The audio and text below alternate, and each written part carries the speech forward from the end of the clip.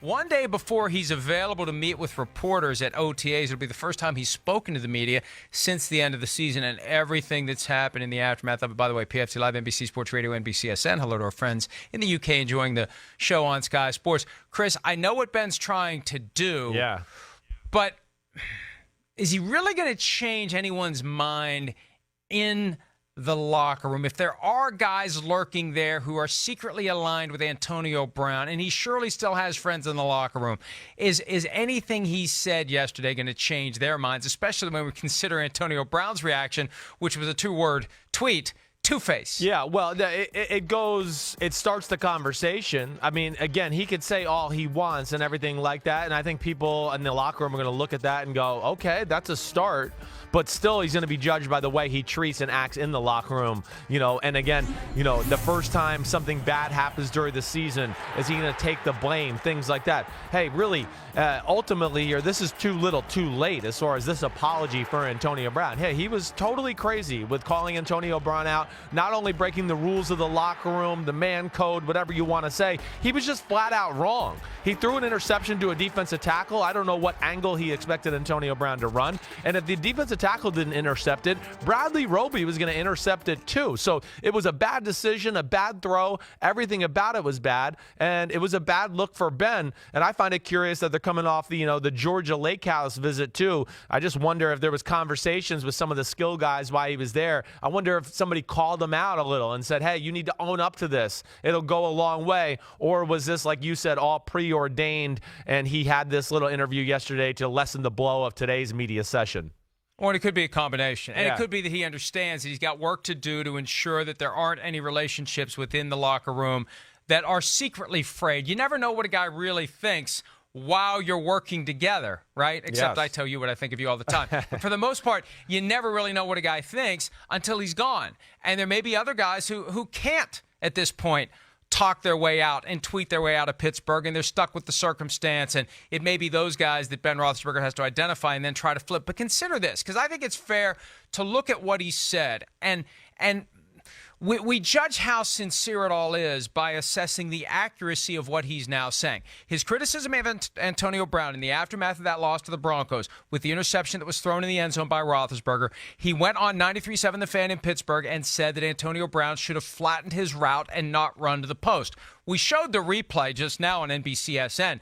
It was a horrible throw. Yes. It wasn't a matter of how Antonio Brown ran the route. But look at what Roethlisberger had to say about his criticism of Brown. He said, I can see where that comment was perceived to be negative towards AB, but it wasn't meant that way. It was more, just like everything during the season, it's a compliment to AB because he's double covered every single play. It's still so amazing is that he was able to do it through all the adversity of double and triple teams. And so it was more meant that I should have gone to Juju Smith-Schuster because he was single covered. I mean, when you say Antonio Brown should have flattened his route, where is the I should have thrown the ball to Juju Smith-Schuster?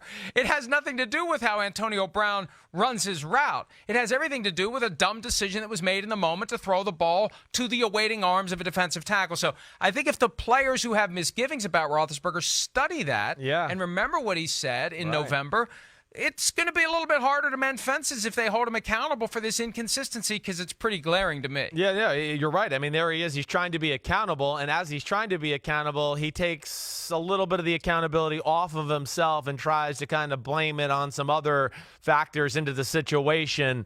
So, players going to look at that and go, wait, what the hell was that? He's apologizing and taking blame, and then he's kind of trying to disperse the blame after that for other reasons unbeknownst. Hey, I know this for a fact. Up in Pittsburgh, man, everybody thinks Big Ben is an awesome player. They think he's a baller. I talk to players, coaches, everybody is, man, Big Ben's amazing. Every day in practice, games, whatever it may be. But in the locker room, that is the issue. People walk on eggshells around Ben Roethlisberger.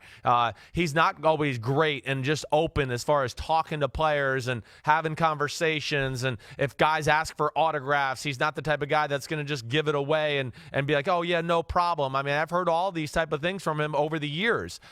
So he's got to find a way to open himself up and be a little bit more of a friend in the locker room, I think, more than anything, and stop being maybe the general or the guy that points blame all the time at everybody else.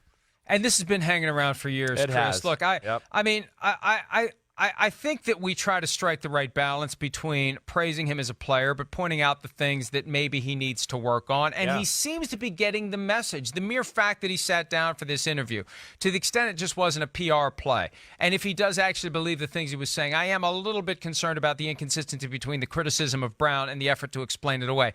But at least it shows he's becoming self-aware. And I think it recognizes that, in these final years of his career, he needs all these guys to be on the same page. If he wants to add to his legacy, if he wants another Super Bowl championship, he's got to have his teammates behind him all the way. And he can't be worrying about who secretly doesn't like him and who's just waiting for their opportunity to become a former Steeler so they can go scorched earth about all the things Ben did that they didn't like. Well, exactly. And this is a team, again, that usually on a yearly basis we're talking about as a Super Bowl contender. And camaraderie and relationship and trust factor and the ability to be on the same page with wide receivers and running backs, that could be the difference in winning a game in a big moment late in the season. I had a lot of dialogue with this guy all year on this route, and all of a sudden it showed itself in week 17 in a big moment, and we were on the same page. Why were we on the same page? Man, because I opened up and had a lot of conversation with the guy, and we really knew what each other was thinking in certain situations. Little things like that go a long way. I look at like a guy like Brady and Edelman. I mean, it's just not luck that they always find each other in the biggest moments, game after game after game. No, it's trust. It's knowing what the other one's thinking. It's trusting the human and the football player. And that's part of football, and it's part of having a successful football team. Chris, the one moment I still can't get past. Week 15 of the 2017 season, after the Jesse James touchdown that was the subject of an extended replay review. The Steelers were aware that the ruling could be overturned and they'd have to go back out on the field. They had 3 minutes and 20 seconds between plays. And when you see the shots of the sideline, there was no Ben Roethlisberger pulling all of his guys together. Coaching staff pulling all of the guys together, lining up 2-3 plays. And when they finally went back out there, it was chaos. And I think this speaks to what you're talking about. If you have the right relationships with your guys, it happens. You know to do it.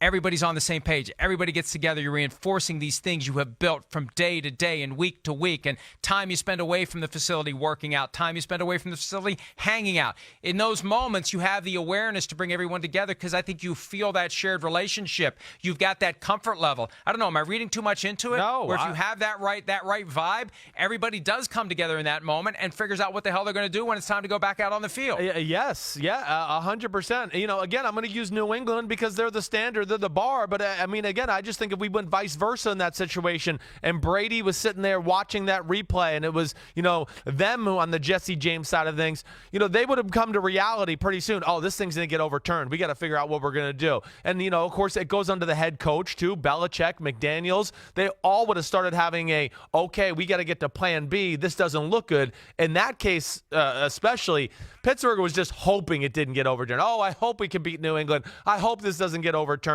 And they hoped so hard there. Yes, there was no dialogue or plan going forward, and that was a crap play. A lot like the Denver interception we saw this year. It was the same thing. One of those stupid slant routes over the middle to where there's 10 people in the way, and a lot of bad things can happen. Another thing, too, here, that wasn't part of the interview that was televised last night on KDKA, but Roethlisberger also apparently told KDKA that he hasn't made a final decision about whether or not he's going to continue this weekly spot on 93.7 The Fan in Pittsburgh during the season. I had been told a few months ago that he was thinking about not doing it, but he hadn't made a final decision. He still hasn't made a final decision. We talk a lot about it with my family and my agents and the Steelers. I think people like it, that we can give some inside access. We'll make a final decision moving forward. If we do the show, it'll be the best we've ever done. If we don't, there will probably be a reason too. Yeah, the reason is you're saying things that are causing problems in the locker room. I mean, it should, look, Mike Tomlin should be able to say to Ben, this is not a good idea. Not that Tomlin has the ability to tell him not to do it, but the relationship between coach and players should be, if Mike Tomlin says it's not a good idea, Roethlisberger realizes it's not a good idea. Yeah, I wish somebody would say that to him. I wish Big Ben would realize that. Yeah, listen, it's really cool when quarterbacks do go on the radio and have a 10, 15-minute hit on a weekly basis. I get that. But yeah, Big Ben's proven that can cause some issues with their football team in general. And again, this is a team in Pittsburgh where talk has been plenty there coming out of that team. I think less talk is good for 2019. Let's do less talk. Let's do more playing. Let's not guarantee, New England AFC championship games and we're going to beat Jacksonville and all this other crap. Let's just play football and stop worrying about the press, the media, and some of the other distractions that, have annoyed that organization over the last few years. Yeah, and, if you want to give people inside access, volunteer for Hard Knocks, right? Forget about the weekly radio show during the football season. Hi, I'm Mike Tirico, and thanks for watching. Make sure to hit subscribe for the latest news and highlights from NBC Sports.